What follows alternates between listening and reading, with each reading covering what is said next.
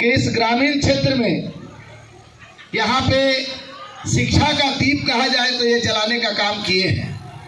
यहाँ पे जैसा मुझे मालूम है कि बहुत सारी समाज सेवा में बहुत सारे काम आनंद मार्ग संस्था की ओर से किया जाता है। मैं बहुत धन्यवाद देता हूँ संस्था के तमाम हमारे जितने भी सदस्यगण उपस्थित हैं। निश्चित रूप से जीवन में कहा जाता है कि दो तरह के लोग होते हैं। एक ऐसे लोग होते हैं जब तक वो जीवित रहते हैं तब तक दुनिया उनको जानती है, उनको पहचानती है, उनका नाम लेती है। लेकिन एक ऐसे भी लोग होते हैं जब दुनिया छोड़ के चले जाते हैं, जब हम सबों के बीच नहीं रहते हैं, उसके बाद भी दुनिया उनका नाम लेती है, उन्हें हमेशा याद करती है। निश्चित रूप से आज ऐसे ग्रामीण क्षेत्र में इस तरह की शिक्षा व्यवस्था स्थापित करना मुझे लगता है कि बहुत ही सराहनीय कार्य है।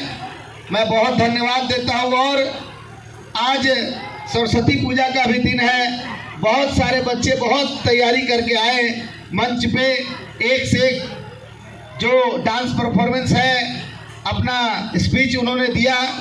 कई बच्चे इंग्लिश में स्पीच ऐसे दे रहे थे बिना पढ़े, कागज कहते कि स्पीच को पढ़ के आदमी बोलता है, बच्चे बोलते हैं, लेकिन यहाँ बिना पढ़े बच्चे बोल रहे थे। तो इससे ये समझ में आता है कि इस स्कूल में सिर्फ स्कूल ही नहीं, वहाँ के शिक्षक को इसका बहुत क्रेडिट जाता है कि वो बच्चों को निश्चित रूप से पढ़ाते हैं और बच्चे में एक जो शिक्षा के प्रति जो सोच है उसको बढ़ाते हैं। हम सभी जानते हैं बाबा साहब भीमराव अम्बेडकर ने कहा था, उनका सोच था, सबसे पहले उन्होंने कहा था कि शिक्षित बनो, संगठित बनो, संघर्ष करो।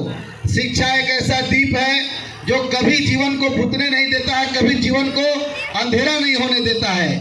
मैं इस आम तल में आज मुझे आने का सौभाग्य मिला है, आप सबों के बीच दो शब्द कहने का भी सौभाग्य मिला।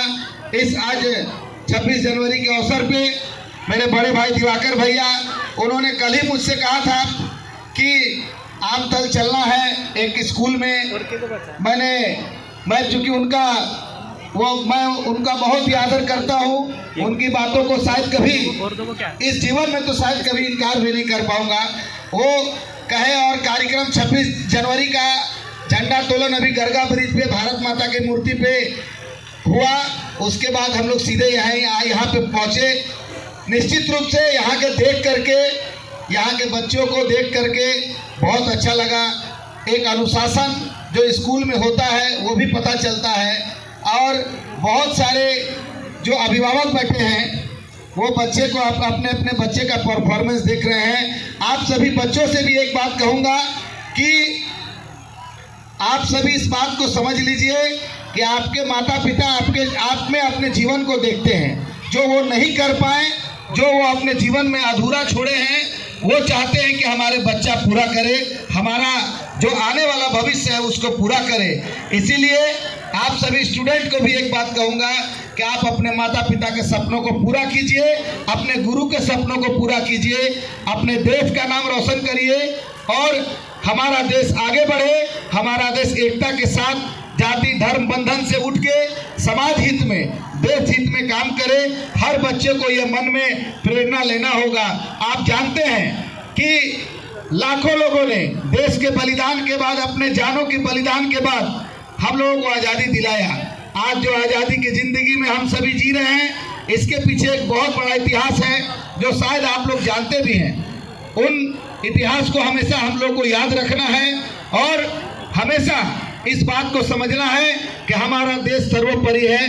पहले हमारा देश है, उसके बाद हम सभी हैं। हमारे देश के लिए हमेशा सभी बच्चों से कहूँगा, आप सभी मरने मिटने के लिए हमेशा देश के लिए तैयार रहिए। और हमेशा, चूँकि आज इस स्कूल में मैं जानता हूँ आने वाले समय का एक भविष्य में कोई बच्चा इसमें डॉक्टर होगा, कोई इंजीनियर होगा, कोई साइंटिस्ट होगा, कोई IAS होगा, कोई IPS होगा। कोई बच्चा आने वाले समय में वो बच्चे भविष्य होंगे हमारे देश का, कोई टीचर होगा। तो ये बात को हमेशा याद रखना है। कि देश हमारा तभी आगे बढ़ेगा जब आप सभी बढ़ेंगे, आप सभी पढ़ेंगे। देश को आगे बढ़ाने में आप सभी का सहयोग जरूरी है। मैं शिक्षकों के लिए 2 शब्द कहूंगा।